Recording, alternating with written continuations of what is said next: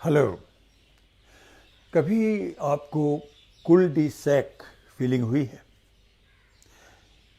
कुल D sac की feeling कुछ ऐसी होती है कि आप किसी गली में घुसे तो लगा कि आप सीधे निकल जाएंगे, किसी दूसरी गली में चले जाएंगे, पर पता चला आखिर में जब गए तो वहाँ भी मकान बने हुए हैं, दाहिने भी मकान, बाएं भी मकान, सामने भी मकान, तो आपको लौट के आना पड़ता है।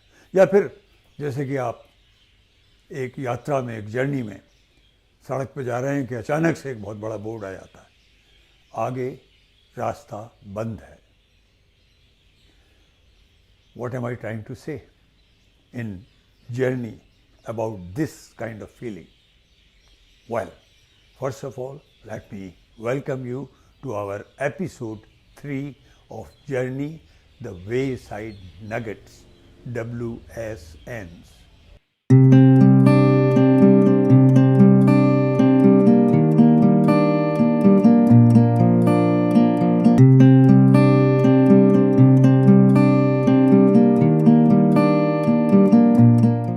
Welcome back. 2020 2020 has not been very fair with show business, especially Bollywood so far. बहुत बड़ी कुर्बानी ली है 2020 ने अब तक, और अभी डेढ़ महीना इस साल के पूरे होने में बाकी है। कुछ नाम: ऋषि कपूर, इरफान खान, बासु चैटर्जी, निशिकांत कामत, बाला सुब्रमण्यम जी, सौमित्र चैटर्जी, सरोज खान, बड़े बड़े नाम चले गए, अलविदा कह गए हमको।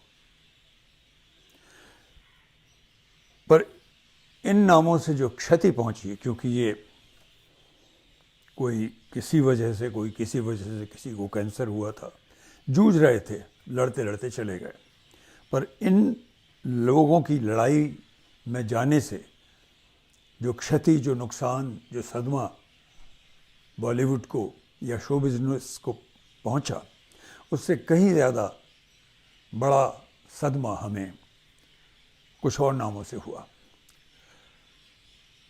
सुशांत सिंह राजपूत, दिशा सैलियन, समीर शर्मा, आसिफ बसरा, कुशाल पंजाबी और भी कुछ। ये वो जवान एक्टर्स थे या शो बिजनेस से जुड़े हुए एग्जीक्यूटिव्स थे, जैसे दिशा सैलियन, जिन्होंने अपनी जान अपने आप ले ली, आत्महत्या कर ली। क्यों करता है कोई आत्महत्या? क्योंकि कहीं ना कहीं शायद हमारी जो इच्छाएं होती हैं, जो अपने बारे में उम्मीदें होती हैं, जो महत्वाकांक्षाएं होती हैं, या जो अपने रिश्ते होते हैं, उनमें कहीं ना कहीं हमें चोट पहुंचती है। लगता है हम एंड ऑफ द रोड पे आ गए हैं, कुल डे सैक में आ गए हैं, और एक अजीब किस्म की ताकत के बस में आकर हम वो कदम उठा बैठते हैं जिसके बाद में आगे कोई कदम रह ही नहीं जाता।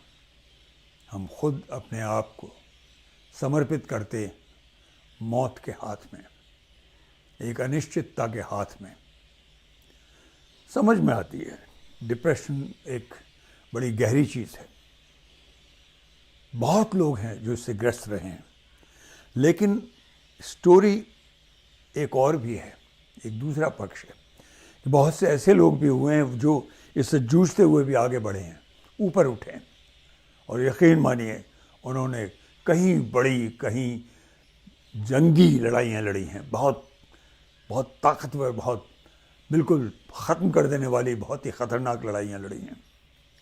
एक नाम है Lord Thomson of the fleet, Roy Thomson. Lord Thomson, उनको क्योंकि लॉर्ड की उपाधि दी गई थी इसलिए उन्हें लॉर्ड टॉमसन कहते हैं, और Lord Thomson of the fleet उनकी पूरी उपाधि थी। ये कनाडा के थे। यकीन मानिएगा कि ये शख्स 4 बार, लॉर्ड टॉमसन जो थे 4 बार बैंकरप्ट हो चुके थे। 4 बहुत बड़ी बड़ी बिजनेसेस, 2 रेडियो स्टेशन, एक रेडियो बनाने की कंपनी, एक और कोई बड़ा फील्ड, 4 बड़ी बड़ी कंपनियों में उन्होंने इतना पैसा गंवाया कनाडा में, क्योंकि कनाडा वासी थे, टोरंटो में, कि ये बिल्कुल हताश हो चुके थे।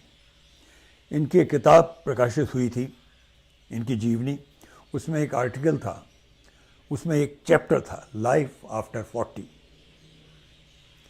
क्योंकि 40 की उम्र से पहले पहले वो 4 बार बुरी तरह से नाक के बल गिर चुके थे, और उसके बाद वो कनाडा छोड़कर अटलांटिक सागर पार करने के बाद स्कॉटलैंड में आ गए, और वहाँ उन्होंने एक बार फिर मीडिया का ही एक नया बिजनेस शुरू किया। पहले एक अखबार ख़रीदा, पब्लिशिंग शुरू की, उसमें वो सफल हो गए। फिर उन्होंने, टेलीविज़न उठ रहा था, लंदन में टेलीविज़न नेटवर्क शुरू हो चुके थे, स्कॉटलैंड में कोई बड़ी चीज़ नहीं थी, तो उन्हें ख्याल आया कि स्कॉटिश टीवी शुरू किया जाए। लाइसेंस मिल गया उन्हें, पर उनकी जो साख थी वो एक हारने वाले इंसान की साख थी, तो कोई उनको मदद करने के लिए तैयार नहीं था, कोई उनके शेयर लेने को तैयार नहीं था। पर जब स्कॉटिश टीवी चलना शुरू हुआ तो वो इतनी बड़ी सक्सेस बना कि उन्हीं की जीवनी में, उन्हीं की बायोग्राफी में एक और चैप्टर आता है जिसको वो कहा करते थे लाइसेंस टू प्रिंट मनी, कि जैसे उन्हें लाइसेंस मिल गया कि पैसा छापते जाओ, मुनाफा कमाते जाओ। इतना सक्सेसफुल हुआ स्कॉटिश टीवी कि उन्होंने उसमें लिखा कि जिसके शेयर 2.5 पाउंड में भी कोई ख़रीदने को तैयार नहीं था और दोस्तों ने नहीं लिए, वो शेयर एक दिन 2500 पाउंड्स में बिका। ये 70s की बात है, उनके गुजरने से थोड़ा पहले की। उसके बाद तो उसके शेयर्स और भी उठे। तो लाइफ ख़त्म नहीं होती, लाइफ को नए सिरे से ढूंढना पड़ता है, जैसा लॉर्ड टॉमसन ने ढूंढा। एक और नाम बताना चाहूँगा, ये अमेरिका के हैं, ली आयाकोचा। ली आयाकोचा इमिग्रेंट थे, पर अमेरिकन हो चुके थे, अमेरिकन सिटीजन हो चुके थे। अपने उद्यम से वो फोर्ड में आए, और फोर्ड के इतने एबल एग्जीक्यूटिव हो गए कि उन्हें सीईओ और चेयरमैन बना दिया गया, और वो फोर्ड कंपनी को कहीं से कहीं ले गए, नई तरह की कारें डिज़ाइन करके और उनकी मार्केटिंग में। यहाँ तक कि उनके लिए फोर्ड ने एक अलग, उनका एक हवाई जहाज़ उन्हें मुकर्रर कर दिया, जिससे वो कहीं भी कभी भी जा सकते थे और इसी में अपनी कॉन्फ्रेंसेस भी कर सकते थे। ये वो ज़माना था कि इवन अमेरिका में बड़े बड़े एग्जीक्यूटिव्स के पास कोई अपने जहाज़ नहीं थे।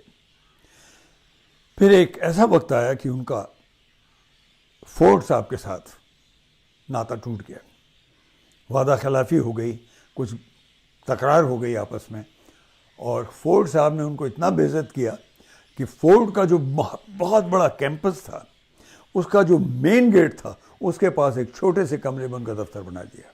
इतना बेइज्जत किया उन्हें। अल्टीमेटली वो चले आए फोर्ड कंपनी से, और हताश थे, पर उन्होंने खोज अपने आप को फिर से खड़ा होने की छोड़ी नहीं। एक और कार कंपनी थी क्राइसलर, जो डूबती जा रही थी, बिल्कुल डूब ही चुकी थी। उन्होंने डिसाइड किया कि वो उस कंपनी को खड़ा करेंगे। क्राइसलर कंपनी में गए, उन्होंने बहुत जल्दी उन्हें ले लिया क्योंकि कोई आता ही नहीं था, और उन्होंने देखते ही देखते क्राइसलर का नक्शा बदल दिया।